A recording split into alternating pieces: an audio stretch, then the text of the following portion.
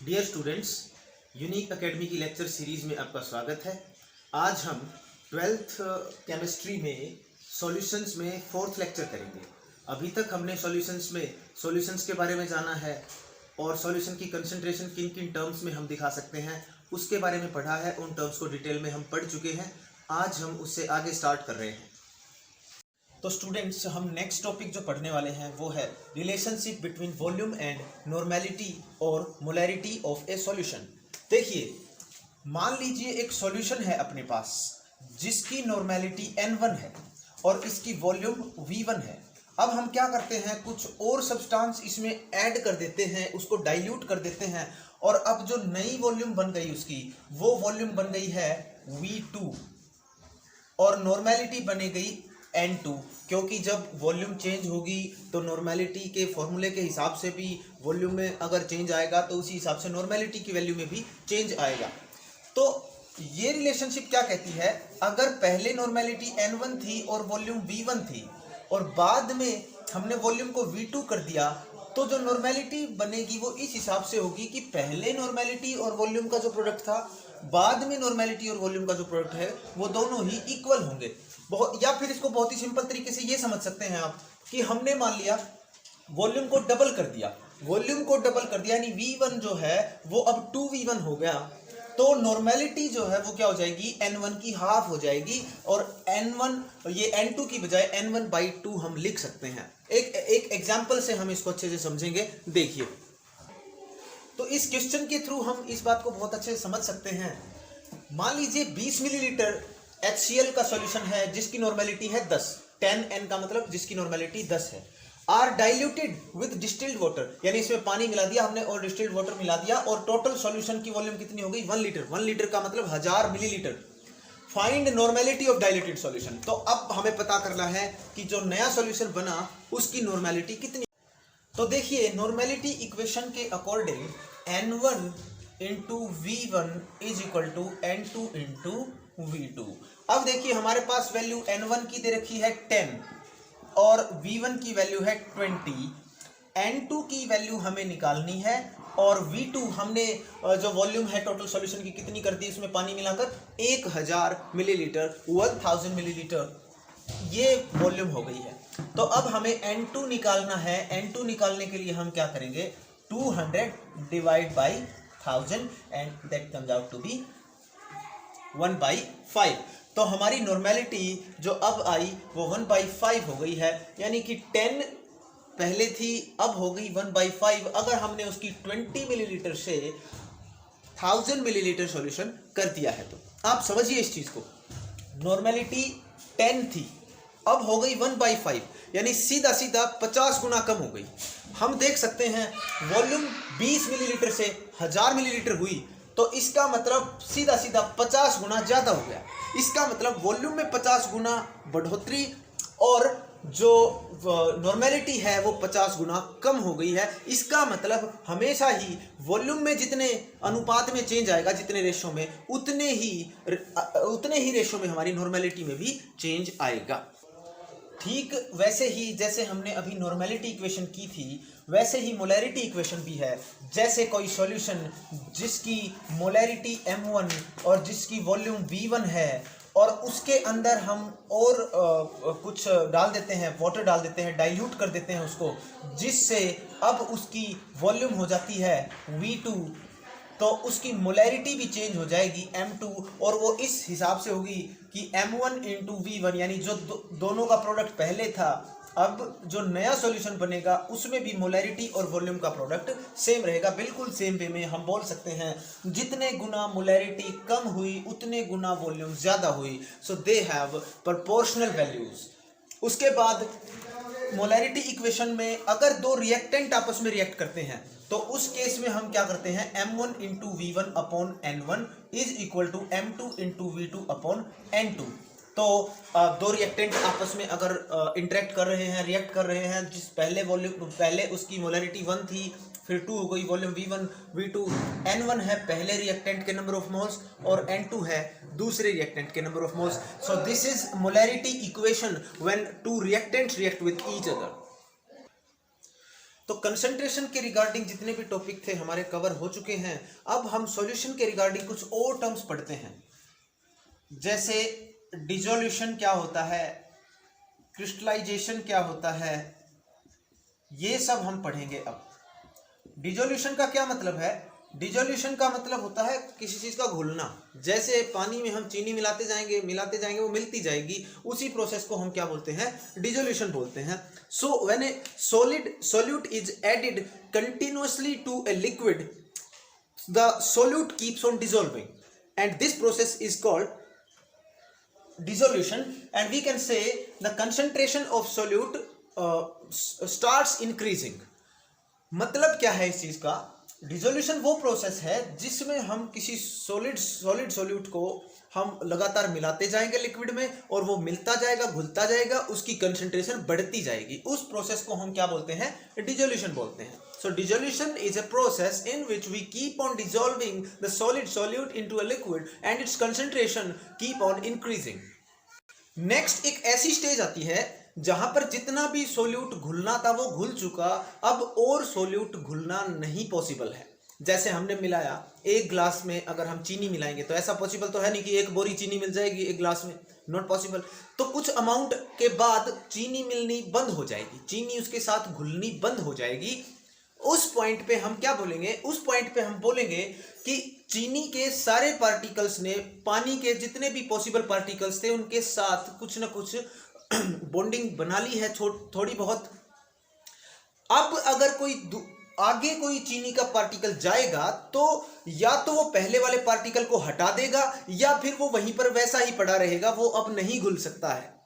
तो इस प्रोसेस को हम क्या बोलते हैं?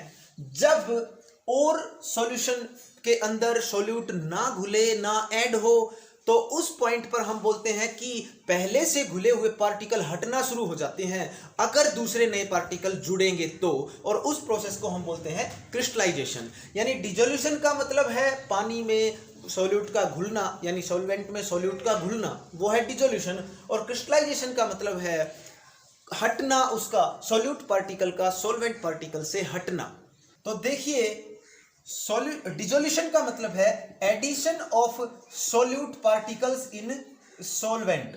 ये तो हो गया डिसोल्यूशन, ऐड हो गया सॉल्यूट। क्रिस्टलाइजेशन का मतलब है सेपरेशन, सेपरेशन का मतलब अलगाव, separation of solute particle from solvent, वो क्या हो गया? क्रिस्टलाइजेशन। अब सबसे इंपॉर्टेंट बात आती है यहां पर, एक सैचुरेटेड सॉल्यूशन क्या होते हैं? सैचुरेटेड सॉल्यूशंस, देखिए एक पॉइंट पर जहां डिसोल्यूशन की रेट और क्रिस्टलाइजेशन की रेट इक्वल हो जाए। इसका क्या मतलब हुआ?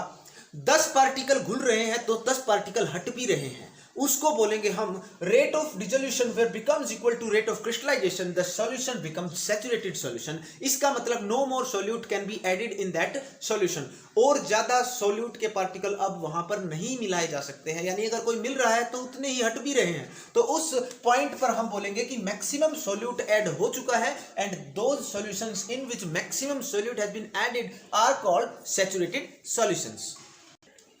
उसके बाद नेक्स्ट टर्म आती है सोल्युबिलिटी। सोल्युबिलिटी क्या होती है? ये जो सैचुरेटेड सॉल्यूशन है इसकी कंसंट्रेशन को ही सोल्युबिलिटी बोल देते हैं। तो सोल्युबिलिटी को और प्रिसाइजली अगर हम डिफाइन करना चाहें तो बोल सकते हैं 100 ग्राम सॉल्वेंट में कितना ज्यादा से ज्यादा सोल्यूट किसी गिवन टेम्परेचर पे ऐड हो सकता है to make it a saturated solution. यानी 100 ग्राम सॉल्वेंट में ज्यादा से ज्यादा सोल्यूट कितना आता है कि वो सैचुरेटेड सॉल्यूशन बन जाए, वो जो कंसंट्रेशन होगी उसको हम क्या बोलते हैं? उसकी सॉल्युबिलिटी। तो मैं जल्दी से एक बार ये इलेबोरेट कर देता हूं। डिसोल्यूशन का मतलब क्या है? सॉल्यूट का ऐड होना सॉल्वेंट में। क्रिस्टलाइजेशन का मतलब क्या है? एक पॉइंट पे सारे सॉल्वेंट पार्टिकल सॉल्यूट पार्टिकल से कनेक्टेड हैं, अब अगर और सॉल्यूट पार्टिकल मिलाए जाएंगे तो पहले वालों को हटना होगा, तो वो जो हटना है, वो जो सेपरेशन है सॉल्यूट पार्टिकल का सॉल्वेंट से, उसको बोलते हैं क्रिस्टलाइजेशन। फिर आता है सैचुरेटेड सॉल्यूशन, एक ऐसा सॉल्यूशन जहां पर और ज्यादा सॉल्यूट हम नहीं ऐड कर सकते, या हम बोले जहां पर डिसोल्यूशन का रेट क्रिस्टलाइजेशन के रेट के इक्वल हो जाए, यानी जितने पार्टिकल घुल रहे हैं उतने ही पार्टिकल हट भी रहे हैं, तो हम उनको वहां पर उस सॉल्यूशन को बोलेंगे सैचुरेटेड सॉल्यूशन। और ऐसे सैचुरेटेड सॉल्यूशन की कंसंट्रेशन है उसको हम क्या कहते हैं? Solubility of the solution. तो सॉल्युबिलिटी को डिफाइन करेंगे कि 100 ग्राम सॉल्वेंट में कितना ज्यादा से ज्यादा सॉल्यूट ऐड किया जा सकता है ताकि वो सैचुरेटेड सॉल्यूशन बन जाए। अब देखिए हम पढ़ रहे हैं सॉलिड इन लिक्विड, तो उस केस में factors affecting solubility of A solid in liquid, मतलब एक सॉलिड जो लिक्विड में मिलाया जाता है उसकी सॉल्युबिलिटी किन किन फैक्टर्स पे डिपेंड करती है, कौन से जो फैक्टर्स हैं उसको प्रभावित करते हैं, अफेक्ट करते हैं। तो इसमें सबसे पहला है nature of solute and solvent. Nature से यहां मतलब है, आपने देखा होगा वाटर और सॉल्ट, वाटर और शुगर, तो आप बता सकते हैं वाटर और सॉल्ट, वाटर और शुगर, इनमें कौन ज्यादा घुलता है, कौन किसकी ज्यादा सॉल्युबिलिटी है। अगर हम नमक मिलाएंगे ना पानी में तभी घुल जाता है, चीनी मिलाएंगे तो थोड़ा हमें स्टिर करना पड़ता है, उसको हिलाना पड़ता है काफी देर तक, तब जाकर घुलती है। इसका रीजन क्या है, इसमें ये रीजन कंटेन है कि nature of solute and solvent, क्योंकि पानी भी क्या होता है, आयोनिक होता है, पोलर होता है। आप सबको पता होना चाहिए कि उसमें H पॉजिटिव होते हैं और O नेगेटिव, इस टाइप से होता है, ठीक है। और सॉल्ट है वो भी क्या होता है, Na पॉजिटिव और Cl नेगेटिव की फॉर्म में आयोनिक होता है, ठीक है। तो पोलर के अंदर पोलर सॉल्यूट, पोलर सॉल्वेंट के अंदर पोलर सॉल्यूट बहुत जल्दी घुलते हैं, ठीक है। तो इसलिए हम देखते हैं सॉल्ट जल्दी घुलता है, लेकिन शुगर, अब वाटर तो हो गया पोलर, बट शुगर तो क्या है, कोवेलेंट है। शुगर कोवेलेंट C6H12O6 ये है ग्लूकोज, और शुगर की बात करें तो C12H22O11, ये तो और भी ज्यादा कोवेलेंट है नेचर में, ये शुगर का फॉर्मूला होता है। तो शुगर में जो बॉन्डिंग होती है वो कोवेलेंट बॉन्डिंग होती है, और कोवेलेंट और पोलर ये दोनों यानी आयोनिक और नॉन आयोनिक नेचर की हो गई दो चीजें, तो वो इतनी अच्छे से नहीं घुलती। शुगर जो है दूसरे कोवेलेंट सॉल्वेंट में अच्छा घुलेगा, लेकिन क्योंकि वाटर एक पोलर सॉल्वेंट है इसलिए इसमें पोलर सॉल्यूट ज्यादा अच्छे से घुलता है, उसकी सॉल्युबिलिटी ज्यादा होती है as compare to the solubility of a covalent solute. तो जो सॉल्युबिलिटी ऑफ सॉल्ट जब वाटर में मेजर की गई, वहां मापी गई, तो वो कितनी मिली, 5.3 moles per litre, 5.3 moles per litre. और यही सॉल्युबिलिटी शुगर की जब मेजर की गई तो वो केवल 3.8 मोल्स पर लीटर आया, ठीक है। तो ये वैल्यू जो है वो कैलकुलेट भी करके देखी गई, and it was found that nature of solute and solvent, उसके ऊपर सॉल्युबिलिटी डिपेंड करती है। उसके बाद दूसरा फैक्टर जिसके ऊपर सॉल्युबिलिटी डिपेंड करती है वो है temperature, effect of temperature on solubility.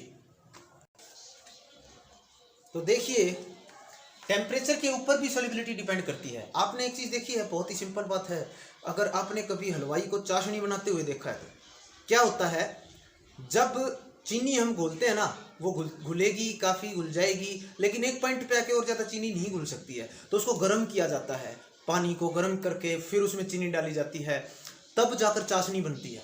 तो क्यों, क्योंकि जैसे जैसे टेम्परेचर बढ़ रहा है ना तो वैसे वैसे सॉल्युबिलिटी बढ़ती जाती है। तो टेम्परेचर कैसे अफेक्ट करता है, there are certain compounds in which process of dissolution is endothermic. Chemistry की टर्म में अगर बात करें तो कई सब्सटेंस ऐसे होते हैं जब वो घुलते हैं तो प्रोसेस एंडोथर्मिक होती है। एंडोथर्मिक का मतलब ऊष्माशोषी, जिसको एनर्जी की जरूरत होती है, जिसको हीट की जरूरत होती है। तो जब हीट की जरूरत होगी और हम उसको हीट प्रोवाइड कर देंगे तो वो रेट ऑफ रिएक्शन बढ़ेगा, उसका जो क्रिया करने की दर है वो भी बढ़ेगी और उसकी सॉल्युबिलिटी भी बढ़ेगी। So there are certain substances in which when we increase temperature the solubility also increases. तो देखिए ये कुछ substances NaNO3, KNO3, NaCl, KCl ऐसे सब्सटेंसेस हैं जिनमें जैसे जैसे हम हीट देंगे तो उनकी सॉल्युबिलिटी बढ़ती जाएगी, या हम बोले solute plus solvent plus heat, इससे क्या बनेगा, हमारा सॉल्यूशन बनेगा। और तो देखिए सॉल्यूट प्लस सॉल्वेंट और उसको हीट दे दी जाए तो वो सॉल्यूट पूरा सॉल्यूशन बन जाता है।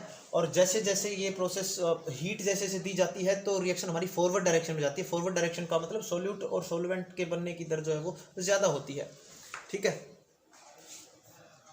3 अब देखिए कुछ ऐसे भी सब्सटेंस हैं जिनकी सॉल्युबिलिटी टेम्परेचर के साथ घटती है। और इसका रीजन क्या है, जब इनको घोला जाता है सॉल्वेंट में तो प्रोसेस एक्सोथर्मिक होती है। एक्सोथर्मिक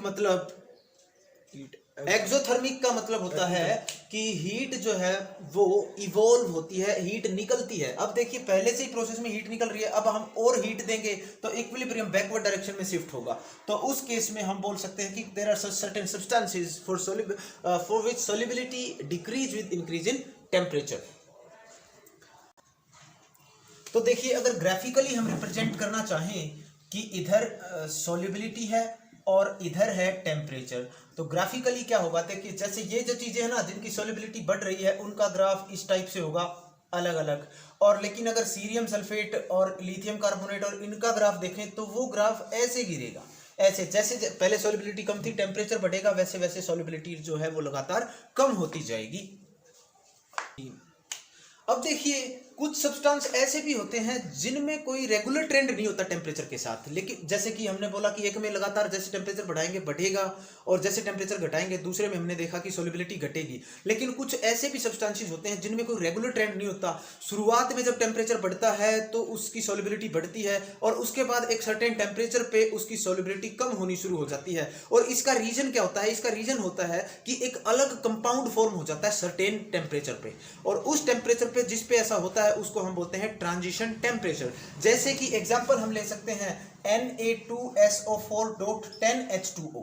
तो जब हम इसको गर्म करते हैं 32.4 डिग्री सेल्सियस के अराउंड, ये कंपाउंड Na2SO4 बन जाता है, यानी कि पूरी तरह से डिहाइड्रेट होके ये कंपाउंड अलग है, ये कंपाउंड अलग है, और ऐसा 32.4 डिग्री सेल्सियस टेम्परेचर पे होता है। और इस टेम्परेचर को हम क्या बोलते हैं, ट्रांजिशन टेम्परेचर। ग्राफिकली हम दिखा सकते हैं कि शुरू में हमने टेम्परेचर को बढ़ाया तो देखा सॉल्युबिलिटी बढ़ गई है, और उसके बाद टेम्परेचर को बढ़ाना जारी रखते हैं तो सॉल्युबिलिटी घटनी शुरू हो गई है। मतलब ये एक ऐसा सब्सटेंस है जिसमें एंडोथर्मिक प्रोसेस है, टेम्परेचर की जरूरत है सॉल्यूशन बनाने के लिए। और जब ये कंपाउंड फॉर्म हो जाता है तो इसको जब सॉल्वेंट में मिलाया जाएगा तो वो प्रोसेस जो है वो एक्सोथर्मिक है, इसका मतलब सॉल्युबिलिटी घटनी शुरू हो जाती है।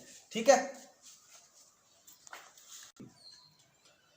तो अब देखिए आज हमने क्या पढ़ा है, नॉर्मेलिटी इक्वेशन, मोलैरिटी इक्वेशन। उसके बाद सॉलिड इन लिक्विड में जब डिसॉल्व किए जाते हैं, जैसे पानी में नमक या चीनी या कोई और सॉलिड सब्सटेंसेस डिसॉल्व किए जाते हैं, तो उससे संबंधित जितनी टर्म्स हैं जिसमें हमने पढ़ा, डिसोल्यूशन क्या होता है, क्रिस्टलाइजेशन क्या होता है, सॉल्युबिलिटी क्या होती है, और इसके अलावा सैचुरेटेड सॉल्यूशन क्या होते हैं, और सॉल्युबिलिटी किन किन फैक्टर्स पे डिपेंड करती है जब एक सॉलिड को लिक्विड में मिलाया जाता है। तो जिसमें दो फैक्टर्स हमने पढ़े, पहला था nature of solute and solvent और दूसरा था टेम्परेचर। हमने बिल्कुल सिंपल तरीके से केवल वो पॉइंट्स ही पढ़े हैं जिनसे आपकी अंडरस्टैंडिंग बनेगी। डीप अंडरस्टैंडिंग के लिए आप जो है उसको थोड़ा बुक से पढ़िए, कोई प्रॉब्लम आए तो कमेंट करिए, हमारे पास व्हाट्सएप कर सकते हैं आप, सिंप्लीफाइड नोट्स में डालता रहता हूँ। अगर आप मेरे को कॉन्टैक्ट करेंगे 9896570792 पे, तो मैं आपको मेरे द्वारा बनाए गए डिटेल्ड और सिंप्लीफाइड नोट्स की PDF फाइल जो है वो शेयर कर लूंगा, जिससे आप अच्छे से पढ़ पाएंगे। फिर भी कोई क्वेरी आए, फिर भी आपको कुछ ऐसा लगे कि हमें इस इंप्रूवमेंट की जरूरत है किसी लेक्चर में, तो आप अपने सजेशंस भी दे सकते हैं हमारे YouTube चैनल पे कमेंट सेक्शन में। तो आज के लिए इतना ही काफी है। Thank you very much.